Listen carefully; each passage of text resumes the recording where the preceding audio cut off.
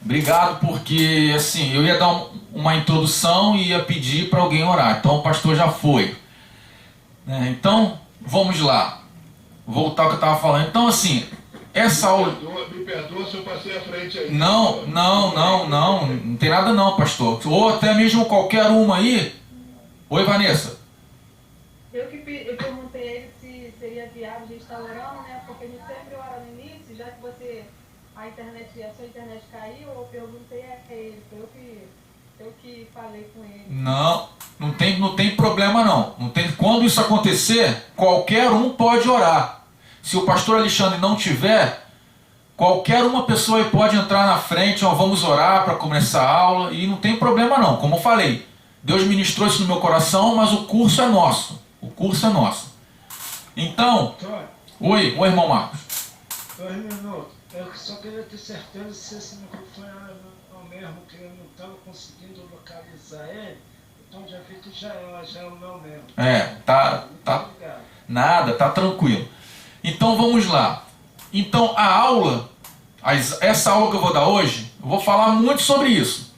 Se eu confundir a mente de vocês, me desculpem, mas não é o meu intuito, certo? Mas nós vamos falar muito sobre sábado, nós vamos falar sobre lei do sábado, nós vamos falar sobre o maná, nós vamos falar sobre muitas coisas referente ao que está nesse capítulo, tá? Eu ia pedir agora para alguém orar, o pastor já orou, e eu vou colocar aqui o áudio como sempre, né? Para que a gente possa prosseguir com o nosso estudo. Tá bom, gente? Vamos lá. Êxodo, capítulo 16. E partindo de Elim, toda a congregação dos filhos de Israel veio ao deserto de Sim, que está entre Elim e Sinai, aos 15 dias do mês segundo, depois de sua saída da terra do Egito. E toda a congregação dos filhos de Israel murmurou contra Moisés e contra Arão no deserto, e os filhos de Israel disseram-lhes: quem dera tivéssemos morrido por mão do Senhor na terra do Egito, quando estávamos sentados junto às panelas de carne, quando comíamos pão até fartar, porque nos tendes trazido a este deserto para matardes de fome a toda esta multidão? Então disse o Senhor a Moisés: eis que vos farei chover pão dos céus, e o povo sairá, e colherá diariamente a porção para cada dia, para que eu prove se anda em minha lei ou não. E acontecerá no sexto dia, que prepararão o que colherem, e será o dobro do que colhem cada dia. Então disseram Moisés e Arão a todos os filhos de Israel: à tarde sabereis que o Senhor vos tirou da terra do Egito, e amanhã vereis a glória do Senhor, porquanto ouviu as vossas murmurações contra o Senhor. E quem somos nós para que murmureis contra nós? E disse mais Moisés: isso será quando o Senhor, à tarde, vos der carne para comer, e pela manhã pão a fartar. Porquanto o Senhor ouviu as vossas murmurações, com que murmureis contra ele. E quem somos nós? As vossas murmurações não são contra nós, mas sim contra o Senhor. Depois disse Moisés a Arão: dize a toda a congregação dos filhos de Israel: chegai-vos à presença do Senhor, porque ouviu as vossas murmurações. E aconteceu que quando falou Arão a toda a congregação dos filhos de Israel, e eles se viraram para o deserto, eis que a glória do Senhor apareceu na nuvem. E o Senhor falou a Moisés, dizendo: tenho ouvido as murmurações dos filhos de Israel. Fala-lhes, dizendo: entre as duas tardes comereis carne, e pela manhã vos fartareis de pão, e sabereis que eu sou o Senhor vosso Deus. E aconteceu que à tarde subiram codornizes e cobriram o arraial, e pela manhã jazia o orvalho ao redor do arraial. E quando o orvalho se levantou, eis que sobre a face do deserto estava uma coisa miúda, redonda, miúda como a geada sobre a terra. E vendo-a, os filhos de Israel disseram uns aos outros: que é isto? Porque não sabiam o que era. Disse-lhes, pois, Moisés: este é o pão que o Senhor vos deu para comer. Esta é a palavra que o Senhor tem mandado. Colhei dele cada um conforme ao que pode comer. Um homem por cabeça, segundo o número das vossas almas. Cada um tomará, para os que se acharem na sua tenda. E os filhos de Israel fizeram assim, e colheram, uns mais e outros menos. Porém, medindo com o homem, não sobejava ao que colhera muito, nem faltava ao que colhera pouco. Cada um colheu tanto quanto podia comer. E disse-lhes Moisés: ninguém deixe dele para amanhã. Eles, porém, não deram ouvidos a Moisés. Antes, alguns deles deixaram dele para o dia seguinte, e criou bichos e cheirava mal. Por isso, indignou-se Moisés contra eles. Eles, pois, o colhiam cada manhã, cada um conforme ao que podia comer, porque aquecendo o sol, derretia-se. E aconteceu que ao sexto dia colheram pão em dobro, 2 homens para cada um. E todos os príncipes da congregação vieram e contaram-no a Moisés. E ele disse-lhes: isto é o que o Senhor tem dito: amanhã é repouso, o santo sábado do Senhor. O que quiserdes cozer no forno, cozei-o, e o que quiserdes cozer em água, cozei-o em água. E tudo o que sobejar, guardai para vós até amanhã. E guardaram-no até o dia seguinte, como Moisés tinha ordenado, e não cheirou mal, nem nele houve bicho. Então disse Moisés: comei-o hoje, porquanto hoje é o sábado do Senhor. Hoje não o achareis no campo. 6 dias o colhereis, mas o 7º dia é o sábado, nele não haverá. E aconteceu ao 7º dia que alguns do povo saíram para colher, mas não o acharam. Então disse o Senhor a Moisés: até quando recusareis guardar os meus mandamentos e as minhas leis? Vede, porquanto o Senhor vos deu o sábado. Portanto, ele, no 6º dia, vos dá pão para 2 dias. Cada um fique no seu lugar, ninguém saia do seu lugar no 7º dia. Assim repousou o povo no 7º dia. E chamou a casa de Israel o seu nome Maná. E era como semente de coentro branco, e o seu sabor como bolos de mel. E disse Moisés: esta é a palavra que o Senhor tem mandado: encherás um homer dele, e guardá-lo-ás para as vossas gerações, para que vejam o pão que vos tenho dado a comer neste deserto, quando eu vos tirei da terra do Egito. Disse também Moisés a Arão: toma um vaso, e põe nele um homer cheio de maná, e coloca-o diante do Senhor, para guardá-lo para as vossas gerações, como o Senhor tinha ordenado a Moisés. Assim Arão o pôs diante do testemunho, para ser guardado. E comeram os filhos de Israel maná 40 anos, até que entraram em terra habitada. Comeram maná até que chegaram aos termos da terra de Canaã.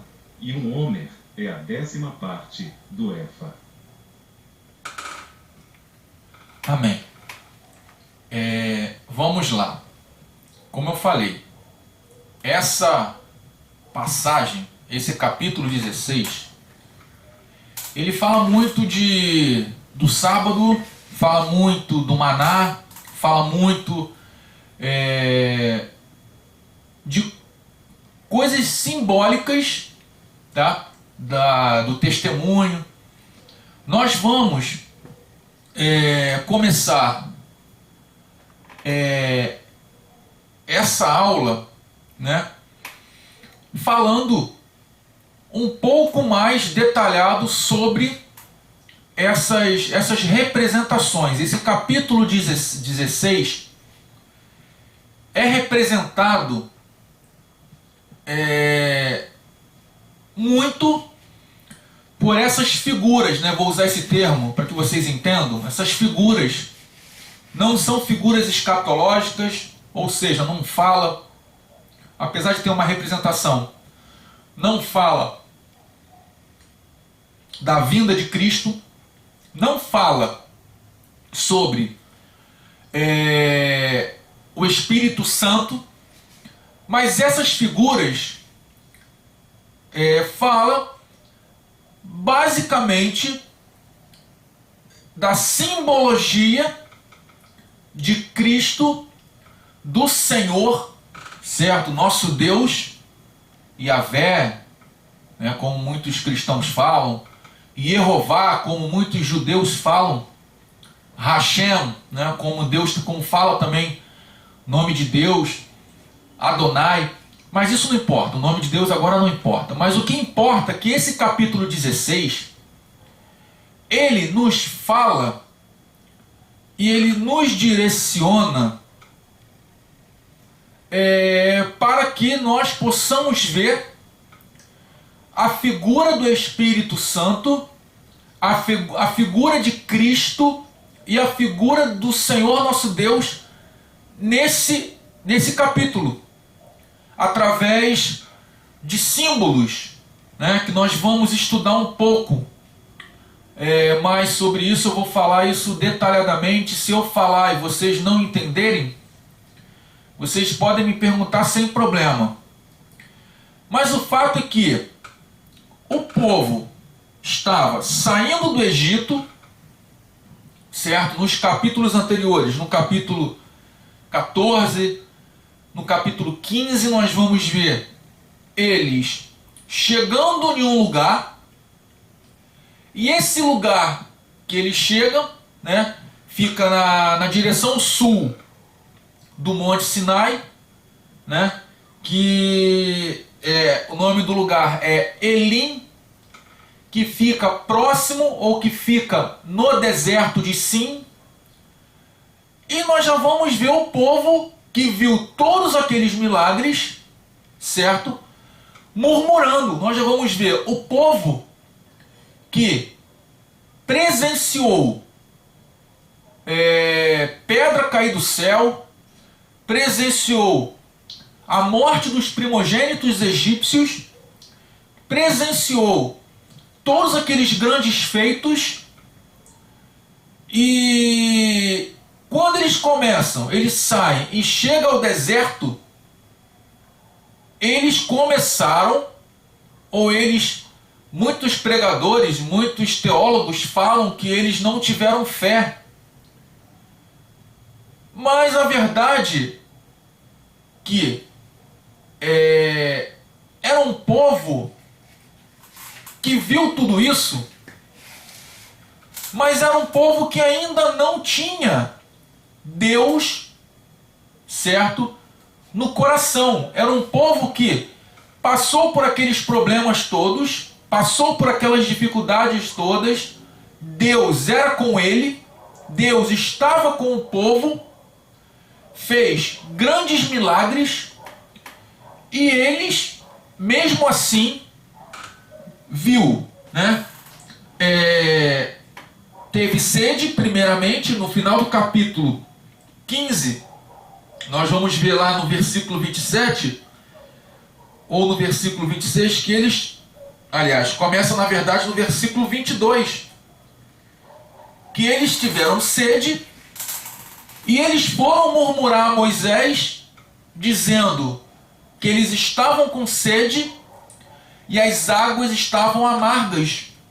E nós vimos o que Deus fez. Pediu para Moisés cortar as árvores, né, de uma determinada planta, jogou nas águas amargas e elas se tornaram doces. Nós falamos na aula passada que essas árvores simbolizam a cruz de Cristo. Nós falamos na aula passada que quando nós colocamos os nossos problemas na cruz, aos pés da cruz, tudo que era amargo na nossa vida se torna doce. E eles beberam a água, que é a água da vida, que é Cristo, né? Eu vou usar esse termo, vou trazer para que vocês entendam. E já no capítulo 16, eles continuam, chegaram até essa cidade, Elim, no deserto de Sim, e murmuraram por falta de alimento. Não tem codorna, não tem alimento, não teve. Nós comíamos muito, nós comíamos bem, nós comíamos coisas boas no Egito. E eles começaram a olhar para trás e ver as coisas que eles tinham, e naquele momento eles começaram a colocar em xeque tudo o que eles haviam recebido de bênção. Como eu venho falando nas outras aulas, nas aulas passadas, eu venho comparando o Egito espiritual, certo, que está aqui na Bíblia, com o Egito terreno. Aliás, o Egito da Bíblia com o Egito espiritual que está na nossa vida. Jesus, Deus, o Espírito Santo, que eles são um só, ele nos tira do Egito espiritual e nos leva ao deserto, a caminho da terra prometida, que é Canaã. Nós, hoje, estamos fazendo uma travessia rumo a Canaã celestial. Quando nós fazemos essa comparação, nós começamos a ver, nesse capítulo 16, algumas coisas que nos faz olhar e analisar, tá? Nós começamos a... Quando nós estamos fazendo essa travessia, vem as dificuldades. Não estou falando que são vocês, porque vocês são pessoas que são maduras na fé e às vezes não têm, ou às vezes até têm. Não estou dizendo que é o caso agora, não estou julgando, não estou... Apenas eu estou trazendo para que vocês reflitam que nós olhamos para trás e vimos as coisas que nós tínhamos quando éramos do mundo. Ou seja, lá no mundo eu tinha isso, lá no mundo eu tinha aquilo, lá no mundo eu tinha aquilo outro. Mas nós nos esquecemos, essas pessoas que têm essa visão, de que lá no mundo ele era escravo do pecado. Hoje nós estamos livres, nós continuamos sendo pecadores, certo? Mas hoje nós somos livres do pecado. O pecado nos faz, certo, estar separados de Deus. Sim, ele nos faz estar separados de Deus. Mas se nós olharmos e nos arrependermos, Deus, ele vai olhar para nós e vai nos abençoar e vai até mesmo fazer com que nós venhamos a estar livre, não da consequência, porque a consequência do nosso pecado nos gera morte. Mas isso acontece com a gente. Mas veja bem, vamos trazer agora para esse povo que estava lá no Egito, certo? Eles murmuravam pela falta de alimento, eles murmuraram pela falta de água, certo? E sentiram saudade da fartura do Egito, como eu falei, certo? Parece que uma simples lembrança de comida ou de água fez o povo esquecer da forma brutal, certo, que eles eram tratados lá no Egito. Deus, ele chama Moisés e fala para Moisés: Moisés, amanhã esse povo irá comer pela tarde carne e de manhã irá comer pão.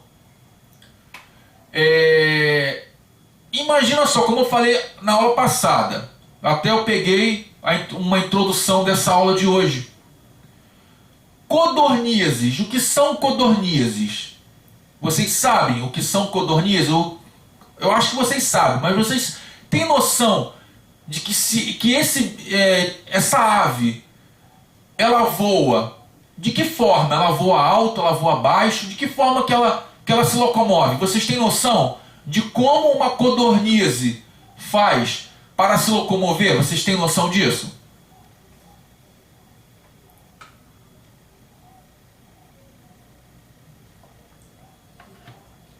Hein, gente? Antônio, eu criei codornas aqui em casa e se soltar ela voa e voa bastante, mas não voa muito alto não, ela tem um voo meio rasteiro. Sim. Entendeu? É um voo baixo, mas de longa distância. Entendeu? Tanto que se soltasse ela do viveiro e ia embora e não voltava nunca mais. Sim. Entendeu? Então aquilo, ao ver o texto bíblico, a gente imagina que cobriu a terra, né? Sim. Sim. Então, pastor, o que acontece? Era isso mesmo que eu estava querendo que alguém falasse. Ela voa, como é uma ave, ela voa, mas só que ela não faz voos longos. Longos não, altos. Ela voa rasteiro. É igual o voo de uma galinha. Galinha não voa alto. Assim, na altura de um pardal, na altura de uma águia, não voa, ela voa rasteiro. Então o que acontece? As codornizes, Deus, como o próprio pastor falou, fez com que elas estivessem no arraial inteiro, no acampamento inteiro. Fez com que elas estivessem cobrindo toda a terra, como diz a palavra. E o povo se fartou desse alimento. Na aula passada eu falei de murmuração. Esse povo, às vezes a gente bate na tecla dizendo, que povo ruim, que povo, não vou falar rebelde, né, mas que povo murmurador. Muitas vezes nós somos assim. Nós questionamos, às vezes, a decisão ou questionamos a forma como Deus vem conduzindo a nossa vida. Eu falo porque eu era assim, ou às vezes eu sou assim. Senhor, por quê? Deus não vai falar, porque Ele é Deus. Mesma coisa com esse povo aqui. O povo murmurou e Deus resolveu falar para Moisés o que ele iria fazer. Mas se ele não quisesse falar, ele não iria falar, porque Ele é Deus.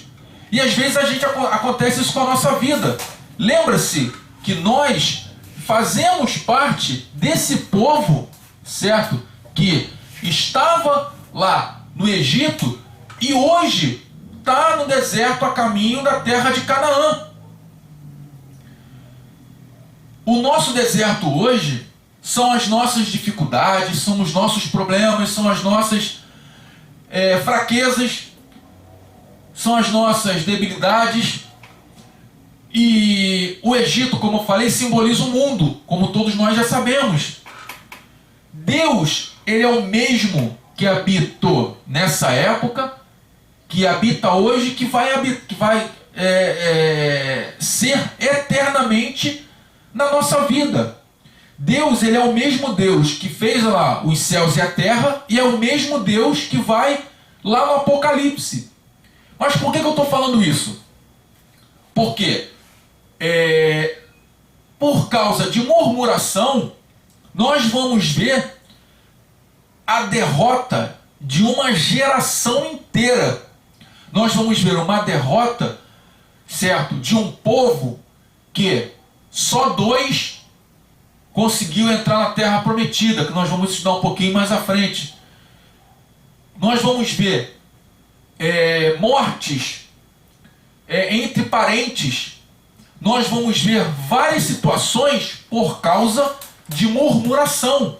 A murmuração, ela faz com que a gente venha ter problemas espirituais muito grandes.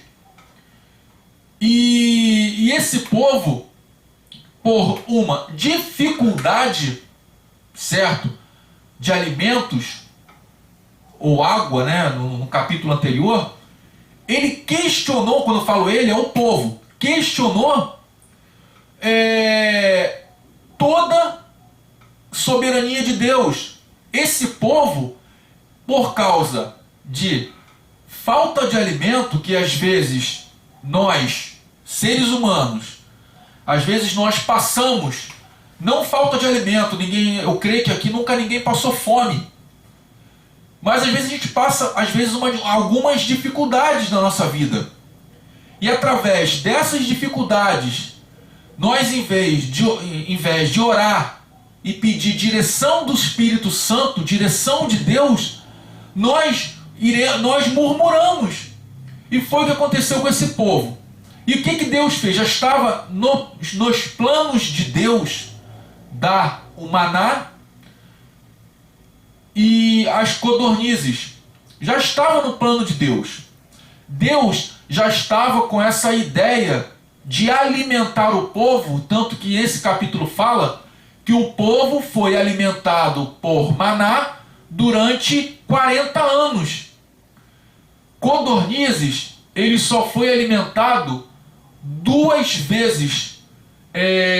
Nós vamos ver nessa passagem, e nós vamos ver também em Números 11:31, certo? E esse povo, ele comeu esse maná durante esses 40 anos, e as pessoas, eles só deixaram de comer maná quando o povo entrou na Terra Prometida, lá em Gilgal. Nós vamos ver, eu creio, lá em Josué. Então, o que acontece? Maná. O que é isso? O que é o maná? Vocês têm noção do que seja o maná? Claro, vocês vão falar algumas coisas que eu creio, não tem problema nenhum, já está na Bíblia, mas eu queria ouvir um pouco de vocês. O que vocês acham que é o maná? Bom, Antônio, maná, no meu entender, eu creio que é o alimento que Deus enviou para eles. Sim. Não as outras coisas, né? Sim. Alguém tem mais alguma ideia? Pode falar, gente, não é pegadinha não. Antônia, pastor, Vanessa, pode falar, irmã Ana, pode falar, não tem problema não. Não é pegadinha não. Era um alimento especial mandado por Deus para eles? Sim, sim. Então, mais alguém? Um alimento muito rico para poder sustentar o corpo desse povo. Sim. Tipo uma vitamina de A5, para não deixar ninguém doente, uma coisa assim. E muito saboroso, que como diz a palavra, ele parecia pão de mel, né? Sim, sim. Pode falar, pastor. Sim, mas era um tipo de farinha, na verdade, era um tipo de farinha, como se fosse de escamas, né? Não sei se alguém aqui já comeu aquelas farinhas do Nordeste, que é uma farinha amarela, mais grossa, entendeu? Era uma farinha grossa, assim, que descia, né, junto com o orvalho. Então eles estendiam o lençol e recolhia toda aquela farinha grossa. Aquela farinha grossa, então, fazia pães, entendeu? Para poderem se alimentarem. Como a irmã falou bem aí, era uma farinha composta de todos os nutrientes que o corpo humano precisa. Então era o suficiente, não precisava comer nenhuma proteína, de nada, o corpo não precisava de mais nada, era só aquele maná, era só aquele pão, porque estaria completamente satisfeito. Todas as necessidades diárias. Sim. Porque tinha que ser só para aquele dia. Sim. Mais alguém? Vanessa, Henrique.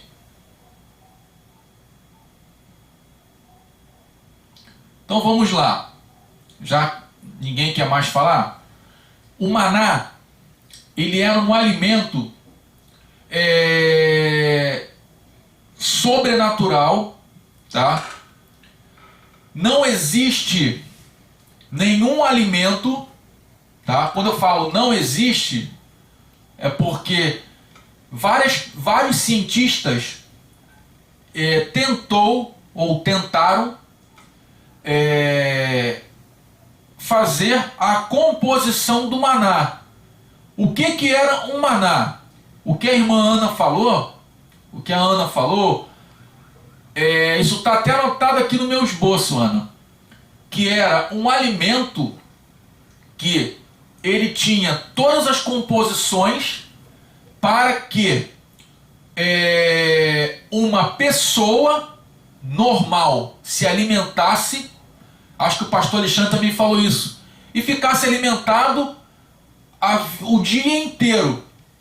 O maná não tem nada, certo? Até os próprios judeus já tentou estudar, tentando falar o que é o maná. A única coisa que está escrito na palavra, que ele era igual uma semente de um coentro, tá? Mas não tem nenhuma forma para que nós venhamos a explicá-lo em termos naturais. O maná é isso, o maná, como o próprio pastor falou, tudo isso são especulações, mas não tem nada que nós, estudiosos da palavra, quando eu falo nós, vocês estão incluídos, porque vocês estão aqui, então vocês estão querendo aprender mais e são estudiosos da palavra também. Não tem como a gente explicar, não tem como a gente dizer, como eu falei, ele é uma, como é que eu vou falar? Um alimento sobrenatural. É um alimento que os filhos de Israel comiam esse alimento. Ele pegava mais ou menos, né, até eu vou antecipar esse nome, Gomer, ele é mais ou menos 1,2 kg, tá? Para cada pessoa. O orvalho caía, que nós vamos estudar nos próximos versículos. O orvalho caía. Quando o orvalho caía, batia no chão, o orvalho se transformava no maná. Então, não tem como a gente explicar, não tem explicação do que ele era feito, de que a única coisa que ele parece é uma semente de um coentro. E o maná, ele tinha algo na sua alimentação que era branco e doce. Lá no versículo 31 diz isso. Aí eu vou falar para vocês, vou perguntar a vocês, o que o maná representa no Novo Testamento?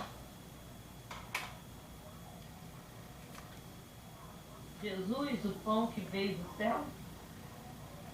Sim, ele representa Cristo. Por quê? Além de Ana ter falado que ele era o pão vivo, ele é o pão vivo que desceu do céu e chegou até a igreja. Quando eu for falar em tabernáculos, no tabernáculo, eu vou falar mais sobre isso. O que é tabernáculo? É chamado templo móvel.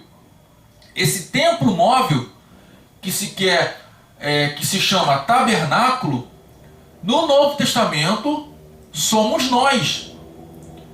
Então Cristo, quando ele desceu do céu, que ele fala, eu sou o pão vivo que desceu do céu, ele caiu no meio do acampamento, tá?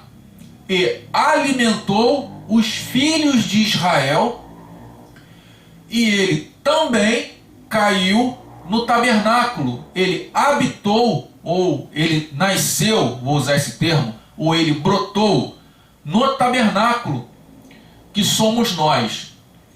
Ou seja, eu vou até ser mais detalhista. Cristo, ele veio para todos. Ele caiu no meio de todos. Tanto as pessoas da igreja, que simboliza o tabernáculo, quanto para as pessoas que estavam ao redor do tabernáculo, que simboliza os gentios. Eu não sei se eu estou conseguindo ser compreendido. Se eu não estiver sendo compreendido, vocês me perguntam, me param e eu ouço o que você tem a me perguntar e eu respondo. Então, por que simboliza Cristo? Ele representa a humildade, que era uma coisa simples. Ele representa a perfeição, porque era o pão, o alimento perfeito, tá? Para que todos pudessem comer.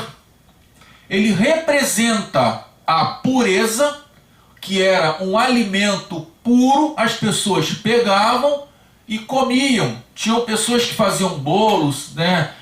O judaísmo fala muito sobre isso, que faziam bolo, até a gente viu na novela Os 10 Mandamentos, que faziam bolo, fazia pão, fazia um monte de coisas com o maná, certo? Mas ele simboliza a pureza, porque ele é puro. Pegava e poderia comer direto.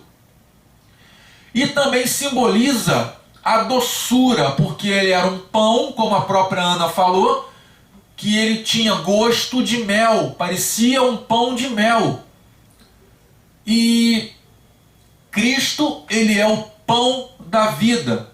Está lá em João, no Evangelho de João, capítulo 6, versículos 48 a 51. Então, o maná, ele estava relacionado, certo, ao orvalho todas as manhãs. Esse orvalho todas as manhãs simboliza o Espírito Santo. Por quê? O Espírito Santo, ele ministra Cristo na nossa vida. Quem faz com que o homem se arrependa dos seus pecados? É o Espírito Santo. E a Bíblia fala que as misericórdias do Senhor, elas se renovam a cada manhã. Essas misericórdias do Senhor que se renovam a cada manhã, ela está diretamente relacionada à ação do Espírito Santo na minha vida, na sua vida e na vida das pessoas que não temem a Deus. São as pessoas do mundo, tá? E o Espírito Santo, ele que ministra a presença de Cristo em nós. É ele que fala, certo? As coisas do reino de Deus na nossa alma, através de Cristo. Gente, a Trindade, nós não vamos ver esse nome Trindade, mas nós vamos ver a atuação dos três, Pai, Filho e Espírito Santo, o tempo todo no Antigo Testamento, certo? Sem ter, ou na Bíblia, no Novo Testamento também, sem ter esse nome, Trindade, tá? Como eu falei, os feitos que Deus, quando eu falo Deus, eu falo Espírito Santo, fez no Novo Testamento, no Antigo Testamento, lá no livro do Êxodo, gente, a gente não tem noção, certo, de que forma eles atuam. Mas uma coisa nós temos, que se não existisse a presença do Espírito Santo, certo, iria ser criada um buraco ou uma lacuna muito grande entre o pai e o filho. Porque cada um tem uma obra específica a fazer em nós. Deus, ele é o Criador e ele fala: haja luz. Quem faz a luz? O Espírito Santo. Haja separação entre terras e terras, que haja o firmamento. Eu estou pegando o exemplo porque isso não está no meu esboço. Estou falando isso não está no meu esboço. Aí o que acontece? A separação. Quem executa isso? É o Espírito Santo. Quando Deus esteve aqui na terra e falou com Abraão, quem falou com Abraão? Jesus. Porque ninguém viu a face de Deus. Então, quando Abraão vai e dialoga com Deus a respeito da destruição de Sodoma e Gomorra, acho que a Ana já até sabe, que eu dei essa aula, quem ele está conversando, ele está dialogando com o próprio filho. Então, gente, no Êxodo é a mesma coisa. E quando ele fala, né, o orvalho cai e forma o maná, Deus ele fala para Moisés e dá regras a Moisés. Que regras são essas? Moisés, o povo só vai poder colher o maná de de domingo, vou usar o termo de hoje, né? De domingo a sexta, ou seja, no hebraico, no dia 1 até o dia 6. E é para recolher aproximadamente, Moisés, 1,210 kg.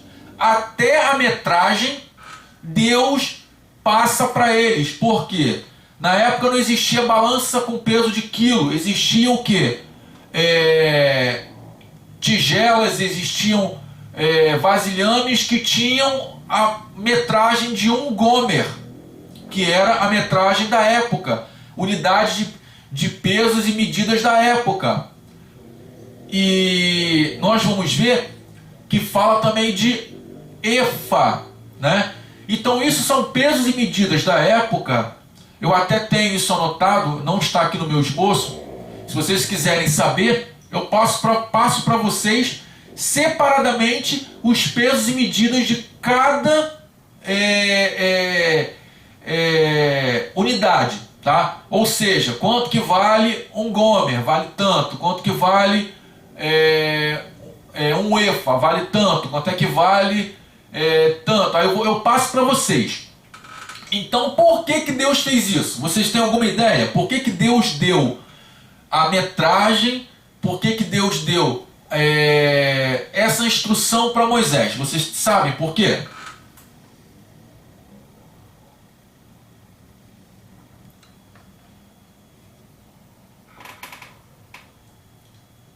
Hein, gente?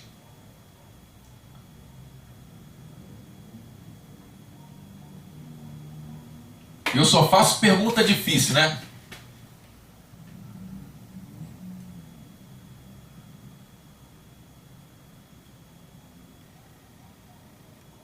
Gente? Bom, eu me inclino mais a ouvir do que a falar, porque eu quero que o povo participe mais.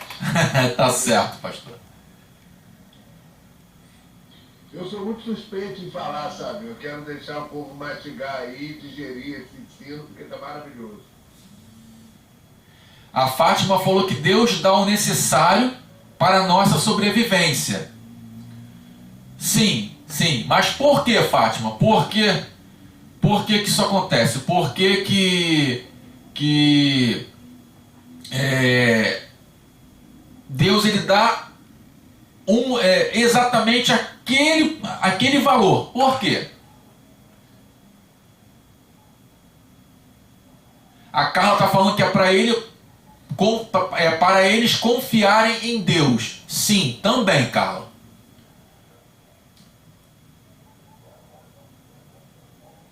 Mas assim, de segunda a sexta, vamos supor, o Antônio chega lá, ou até mesmo que Deus não deixaria sem comer. Quase isso, Carla, quase isso, quase isso. Você chutou, a bola bateu na trave, foi na outra trave e foi para fora. Quase isso. Deus, ele disse a metragem de quanto que o povo teria que comer. Por quê? Claro, o nosso Deus é um Deus farto. É um Deus farto. Deus iria jogar o maná na terra, certo? A terra iria ficar cheia. Aí vamos supor que tem um Antônio lá, tem um guloso lá. Não sou guloso não, tá, gente? Mas dá esse exemplo. Tem um guloso lá que chega, em vez de pegar 1,21, ele ia pegar 10. Não ia comer, ia desperdiçar. E o que ia acontecer? Aquela outra família poderia ficar sem comer. Então, quando Deus ele fala que é para a pessoa pegar 1,21, é para que cada um pegasse o suficiente. Acho que a Ana ou a Carla que falou isso. Pegar o suficiente para que ele coma e para que todas as pessoas do arraial ou do acampamento pudessem o quê? Pegar a mesma quantidade, para não ter briga. Porque já pensou, o Antônio vai lá, pega 5 quilos.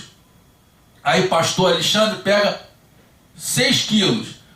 Aí vem um camarada, pega 1 quilo e vai arrumar problema comigo e com o pastor. Não, vocês pegaram muito, que não sei o que. Então Deus, ele sabendo de como estava a mentalidade desse povo, o que ele fez? Não, cada um vai pegar apenas 1,21, certo? Isso não era por família, era por pessoa. A pessoa ia, pegava e comia o suficiente, tá? Assim, e essa pessoa, essa porção, como eu falei, é uma porção individual, que era garantido para que a pessoa comesse e se sentisse satisfeito do que estava comendo, tá? E assim não tinha falta ou excesso de nada. Era exatamente, eu acho que foi a Ana que falou, que era exatamente o que Deus havia, aliás, o que a pessoa havia de comer. Deus ele não deixa faltar nada para o teu povo, também ele não gosta de desperdício, certo? Eu lembro lá atrás, a minha avó falando, botou no prato, tem que comer. Porque se não comer e desperdiçar, Deus vai ficar chateado com você. Indiretamente, ela estava falando uma verdade, né? Assim, ela estava me botando medo, que era para eu botar no prato e comer tudo. Mas o desperdício, a gente olha, certo? E vê muitas pessoas precisando de comer, tendo falta de alimento e nós desperdiçando. Mesma coisa era o povo. O povo, Deus ele não queria que o povo pegasse, e mesmo assim tinha gente que pegava, certo? E desperdiçava o alimento. Alguém tem alguma pergunta, tem alguma coisa a falar? Pode falar, pastor. Antônio, no verso 17 diz assim: e os filhos de Israel fizeram assim, colheram uns mais e outros menos. Porém, medindo com o homem, não sobrejava o que colhera muito, nem faltava o que colhera pouco. cada um colheu tanto quanto podia comer. Então, essa medida era uma medida para cada pessoa da família. Sim. Então, se, por exemplo, tinha 5, colhia 5 medidas. Entendeu? E acredito que, claro, né, a quantidade pegou além.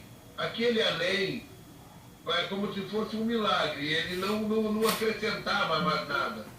E nem sobrava para jogar fora por causa do desperdício. Entendeu? Os que guardavam por falta de fé, para o dia seguinte, né?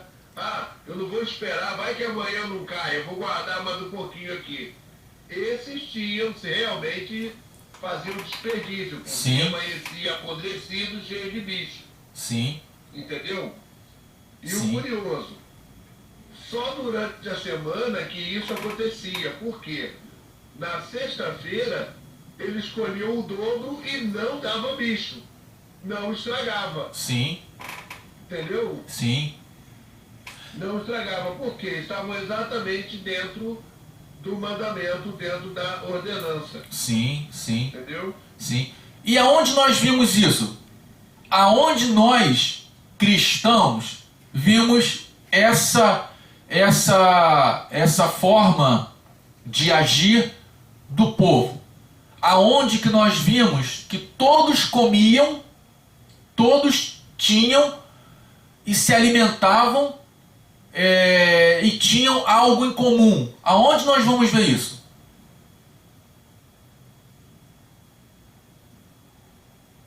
Na multiplicação dos pães? Também, mas não é só na multiplicação dos pães. Você E puxou... outra coisa também, Sim, nesse capítulo que a gente está estudando, veio maná e veio toda manhã para aquele povo colher, como diz a palavra, né? A misericórdia do Senhor se renova a cada manhã. Assim como o maná vinha a cada manhã para aquele povo, né? Para saciar Sim. a fome, para fortalecer o corpo. sim, E assim continua as misericórdias do Senhor na nossa vida, Sim. renovando a cada manhã. sim, Verdade? verdade. Inclusive, Ana, eu até falei isso, tá? Mas eu agradeço por você enfatizar isso, certo? Aqui nós temos o quê? Quando nós paramos e vamos ver que o povo, eles se uniram, a Fátima já até falou, tá? Se uniram e pegaram a sua porção do maná e comeram, nós vamos ver aqui uma representação da igreja, ou a representação não, nós vamos ver um fato que aconteceu lá no Novo Testamento, quando a igreja primitiva, ela tinha tudo em comum, na comunhão e no partir do pão. Então nós vamos ver que tudo que acontece no Antigo Testamento tem base bíblica e teológica para acontecer no Novo, certo? Então isso que eles faziam em comum, porque o maná era simbolicamente era o pão. E a Bíblia fala que a igreja primitiva tinha tudo em comum até o partir do pão, certo? E aí Fátima está falando, reconhecendo Jesus como pão. Então, gente, nós temos aqui também, sendo esse pão, o pão da vida, tem uma representação da suficiência de Cristo em promover todas as necessidades de seu povo, certo? Resultando e alcançando quando os cristãos dividiam as suas necessidades. Está lá em 2 Coríntios 8,15. O maná, ele precisava ser colhido, certo? Pela manhã, antes do nascer do sol, certo? nós como cristãos, nós sabemos que Jesus é o pão da vida, é o pão espiritual. Aqui o maná foi o pão físico, certo? Para o povo. E nós sabemos que Jesus, ele é o pão espiritual, que nós temos que nos alimentar todos os dias dele. Então, nós vamos perceber que nós precisamos também colher esse pão pela manhã através da leitura da palavra do nosso Deus.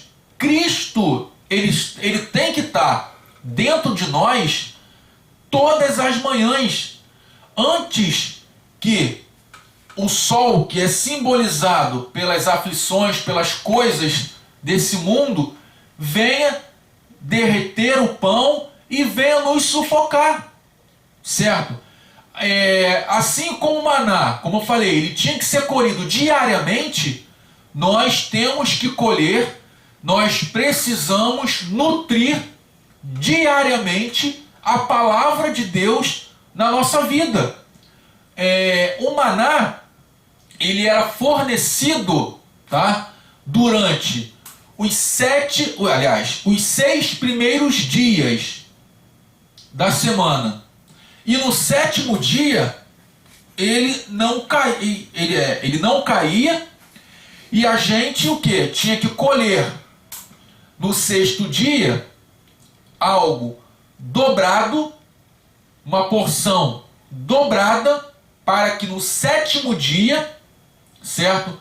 Nós venhamos a o quê? A ter um descanso e ter algo para se alimentar. Por quê?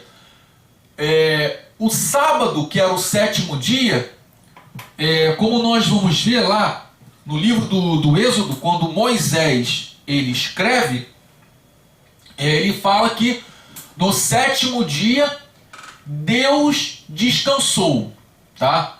Tem muitas pessoas que pegam isso e usa esse princípio bíblico para fazer do sábado, tá? Algo, como é que eu vou falar para você? Para fazer do sábado um Deus, tá? Gente, eu estou falando por mim também que eu fazia isso. Antes de eu me converter, até no início da minha conversão, eu não... Peraí, pastor, rapidinho. Eu não acreditava, eu não gostava de fazer nada no sábado. Até eu brinco às vezes aqui com Valéria, eu vou fazer o Shabat. Aí fico o dia inteiro sem fazer nada. Isso aí para mim, tá? Hoje eu estou com entendimento da palavra, que isso para mim hoje não é algo que nós vamos falar um pouquinho que seja correto. Por quê? No 6º dia, tá? O povo pegava, fazia, trabalhava, certo? A fim de ter o maná para o sábado. Nós vamos ver isso acontecendo com os testemunhas de Jeová e com as adventistas do 7º dia. Eu não vou entrar nesse detalhe de testemunha de Jeová e de adventista de 7º dia. Se me perguntarem, eu não vou responder, né? Eu não vou criar esse tipo de polêmica. Mas hoje, eu, Antônio, não me preocupo mais com o sábado, tá? Porque eu vou falar um pouquinho sobre isso, sobre o sábado. De repente até o que o pastor Alexandre ia falar coisas referentes ao sábado, e eu até vou falar isso também, tá? Então, o sábado é algo que nós paramos para ver que no judaísmo, se você está lá passando mal, tá? Estou passando mal, estou com um exemplo, dor de estômago, tô com dor de cabeça. Existe uma lei judaica que eu não tenho que andar no sábado mais de 2 quilômetros, porque se eu andar mais de 2 quilômetros, isso caracteriza-se trabalho. Lá em Israel, até mesmo os elevadores não tem botão. Não, tem botão sim, desculpa. Tem botão, mas ele é programado para parar em todos os andares por causa do sábado. Tem algumas igrejas que, em vez de fazer o culto no domingo, faz o culto no sábado, tá? Tem algumas festividades, né, ou tem algumas coisas religiosas que nós cristãos fazemos no sábado e não fazemos no domingo. Então o que acontece? O sábado, ele veio para quê? Ele veio para o descanso. O povo que era escravo trabalhava de segunda a segunda, vou dar esse exemplo, de segunda a segunda sem nenhum descanso. E nós vamos ver que antes não tinha nenhuma lei, ou não tinha nenhuma ordenança que o povo não tinha que trabalhar no sábado. Ou seja, Abraão, Isaac, Jacó, José, entre outros, trabalhavam todos os dias, iam trabalhar todos os dias. O sábado, quando Deus ele institui o sábado, ele pega o sábado e coloca para o descanso, o bem-estar da pessoa. E nós vamos ver que tem algumas passagens que Deus até institui o sábado como lei, a lei do sábado, ou seja, a lei de Moisés, nós vamos ver nos 10 mandamentos, tem lá o sábado que é instituído como lei, você não pode trabalhar, tá? Pastor, quer falar alguma coisa?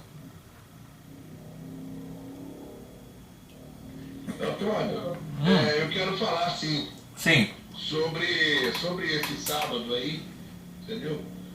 Que acabou virando idolatria religiosa, entendeu? Idolatria religiosa, que o povo, assim, idolatrava o dia da semana, e essa idolatria até se volta contra Deus. Por quê? Eles tornavam a lei mais importante do que o propósito da lei. Entendeu? A lei era mais importante que o propósito da lei. O propósito da lei é que você descansasse, que você dedicasse um dia para a sua família, que você fizesse uma boa higiene mental, que você descansasse o corpo, entendeu? Que você, vamos dizer assim, tivesse momentos com a família, entendeu? Então o propósito de Deus em criar o sábado era fazer com que o homem descansasse, mas não é aquele negócio de ficar deitado na rede o dia inteiro. Não, não era isso. Até o contrário. Não faria nenhum trabalho que fosse lucrativo, tá? Que fosse lucrativo. Porém, ele estaria junto da família, num lazer, numa descontração, quebrando a rotina da semana, entendeu? Que é o que muita gente hoje deixa de fazer, entendeu? Muita gente hoje deixa de fazer, perde a oportunidade de passar um dia com a família, entendeu? Trabalha direto, se desgasta, se acaba no trabalho. Ah, mas eu não vou tirar um sábado. Você tira um sábado, tira uma segunda, tira um domingo. Mas você tem que tirar um dia para que você possa quebrar essa rotina. Entendeu? O objetivo dessa lei era isso. Era fazer com que o povo descarregasse a mente, o corpo, para que começasse uma semana renovado. Entendeu? Começar uma semana renovado. E hoje o povo faz exatamente o contrário. Entendeu?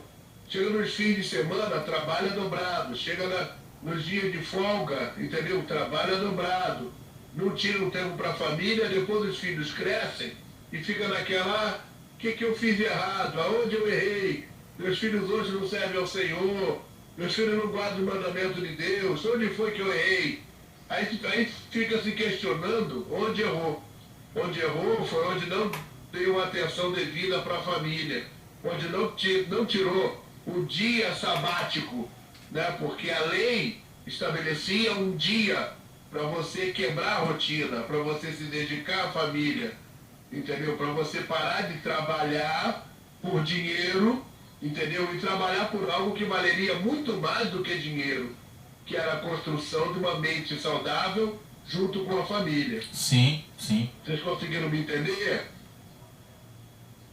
Sim. Eu sou um pouco polêmico quanto a isso, porque né, eu não guardo sábado. Eu entendo que se eu fosse judeu, poderia até guardar porque era uma lei que me incluía, entendeu? Mas não sou judeu, sou cristão, sou convertido, né? Sou um gentio convertido. Mas entendo que o propósito da lei era muito mais construtivo, entendeu? Do que relaxado. Sim, sim. Entendeu? Muita gente confunde esse dia de descanso como um dia de relaxamento. É para você dormir na rede o dia inteiro, você não varre casa, você não faz comida, você não cuida dos filhos, você não cuida do marido. Não, não é isso. Não foi isso que Deus disse. Sim, sim. Entendeu?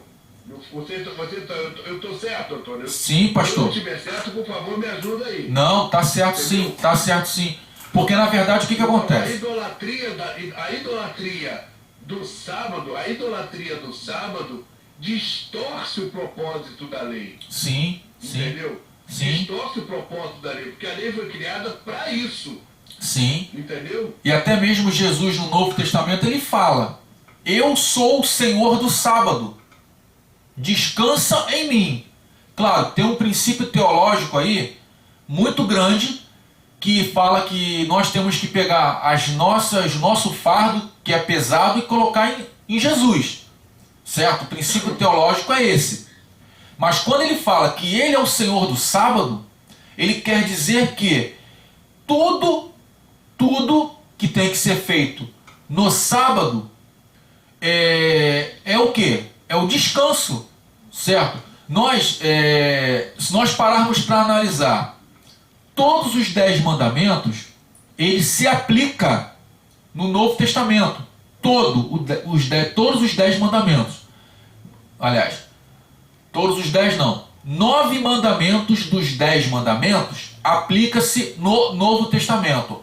O único mandamento que não se aplica é o sábado. E nós, seres humanos,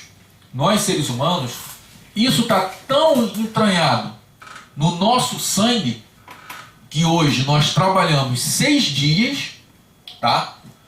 E um dia nós descansamos, certo? Agora, se é o sábado ou se é o domingo, isso aí não importa. O que importa é que às vezes eu não concordo do domingo, porque esse nome domingo, ele é uma idolatria ao imperador Domiciano, que ele colocou isso lá no Império Romano, e a igreja cristã, ela pega isso como herança da igreja católica, como outras coisas. Então isso aí eu ainda não concordo. Mas isso é um pensamento meu. É rapidinho, pastor. Isso é um pensamento meu. A igreja... Só para concordar com o que você está dizendo, Antônio, só para te cortar. Sim. Na língua americana, no inglês americano, traz uma explicação muito interessante. O domingo está escrito Sunday, ou seja, dia do sol. Sim, Era um sim. dia de adoração ao sol. Sim, sim. Entendeu? Era um dia de adoração ao sol. Sim. Exatamente esse Domiciano que se achava o astro-rei, o centro Sim. do universo. Sim, sim. Eu ia até... Então, na língua americana, no inglês americano básico, você vai ver domingo é Sunday, que é o dia do sol. Sim. É o dia de adorar ao sol. Sim, sim. Entendeu? Sim. Eu concordo com você que o domingo, ele pode ser o primeiro dia da semana, claro, segundo o próprio nome está dizendo, porém, nós não podemos idolatrar dia algum. Sim, seja sim. ele sábado, seja Sim. ele domingo, Sim. seja ele qual dia for. Sim. Até, assim, pastor, o que o senhor falou, eu ia até falar também, tá até aqui no meu esboço também. Então, o sábado, ele é polêmico? Sim, ele é polêmico. Ele vai trazer várias polêmicas, ele vai trazer vários assuntos que, assim, a gente conversando, nós não vamos... talvez eu não faça com que você concorde com o que eu penso, porém, de repente vocês vão falar alguma coisa para mim e eu também não vou concordar com o que vocês pensam. Porém, amados irmãos, nós temos que nos atentar a quê? A não idolatrar esse dia de descanso, como o próprio pastor falou. Nós temos que nos atentar ao quê? A pegar o domingo, nós tiramos para ir para a casa do Senhor. Amém. Legal. Mas nós não temos que, de forma nenhuma, não, só o domingo é dia da casa do Senhor. Não, dia do Senhor é todo dia. Simplesmente nós tiramos um dia para nos dedicarmos a ir à casa do Senhor. Tem gente que só vai na igreja domingo de manhã. Isso é o quê? Se você faz isso, me perdoe, que eu não sei, mas isso é tradição católica, que ia todo domingo à missa. É o quê? Uma idolatria. Então, quando nós vamos para a casa do Senhor, quarta, quinta, sexta, sábado, domingo, segunda, terça, isso é o quê? É o dia que nós tiramos para adorar ao Senhor. Tem gente que não pode ir na igreja domingo. Tem gente que trabalha domingo. Então ela não está adorando ao Senhor. Ela pode adorar ao Senhor qualquer dia da semana. É só ela se colocar na presença de Deus e clamar, entregar seu culto, entregar seus louvores, entregar a sua vida e fazer da sua vida um louvor a Deus. Pode falar, Marcos. Queria falar?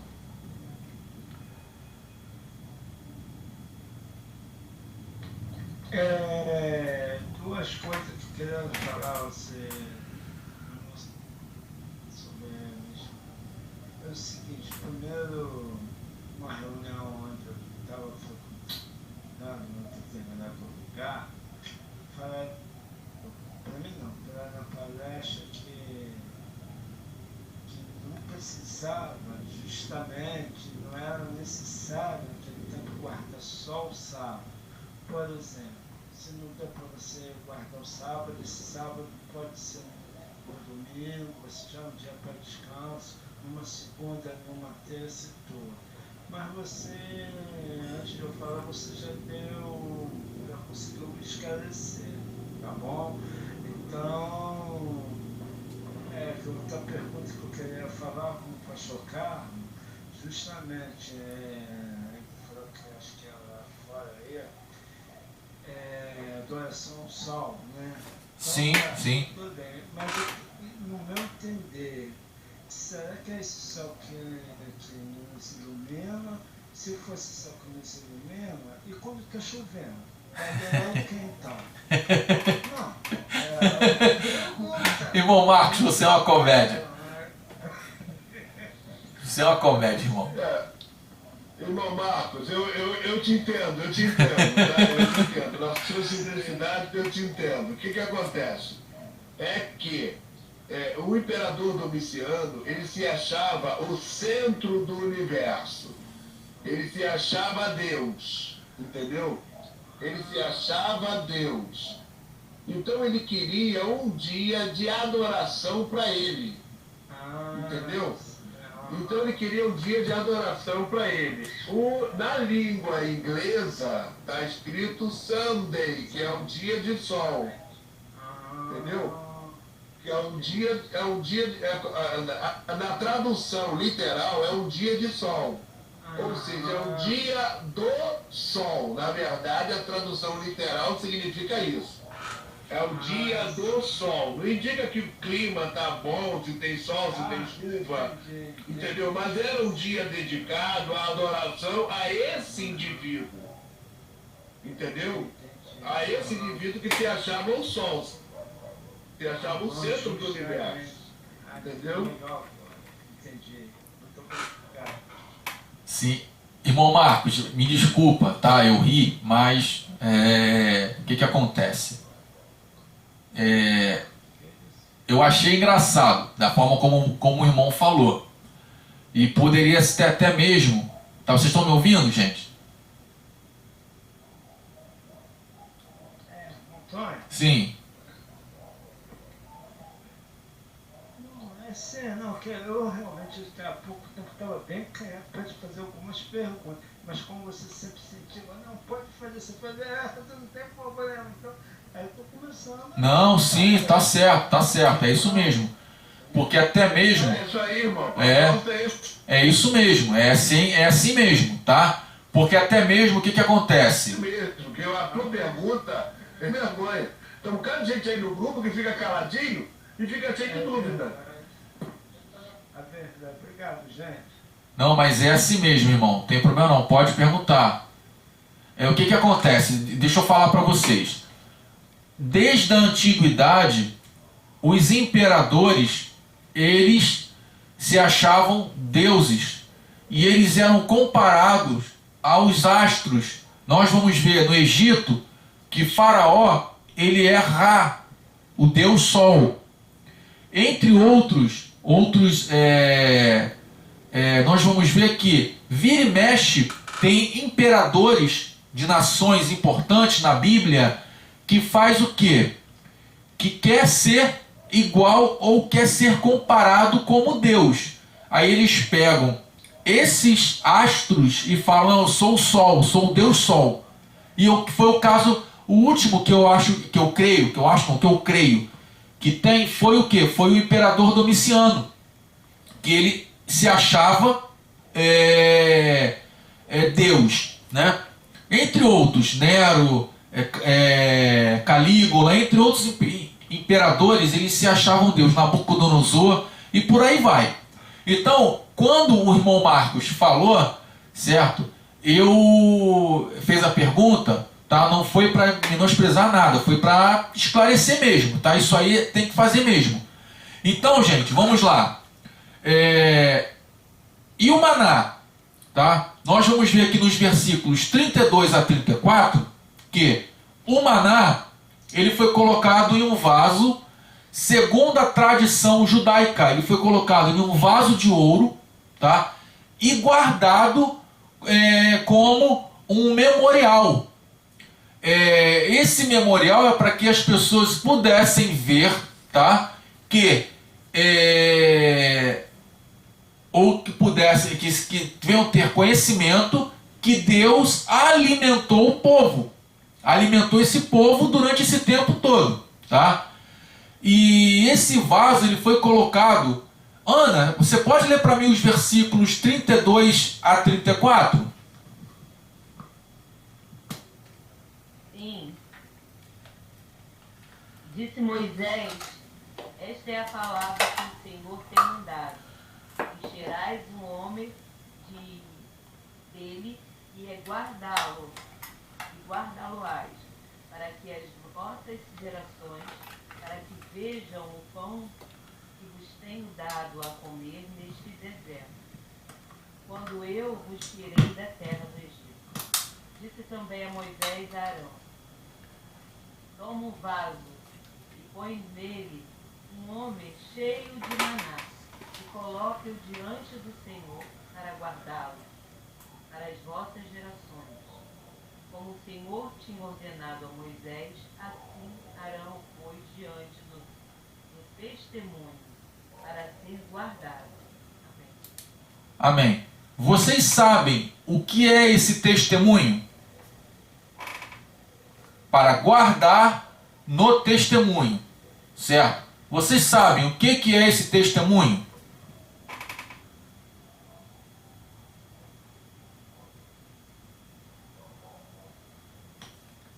Não sabe? Então vamos lá. A Arca da Aliança também ela é conhecida como a Arca do Testemunho, tá? Dentro dela foi colocada o maná.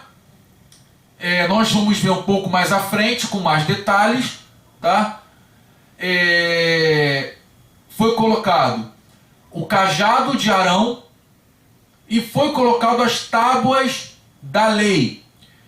Isso tem um simbolismo muito grande, que mais à frente nós vamos estudar que simbolismo é esse, tá? E esse vaso de maná é para que toda a congregação e que todos pudessem ver que havia pão do céu, pão que caiu do céu no tabernáculo, na Arca da Aliança. Essa Arca da Aliança, ela ficava aonde?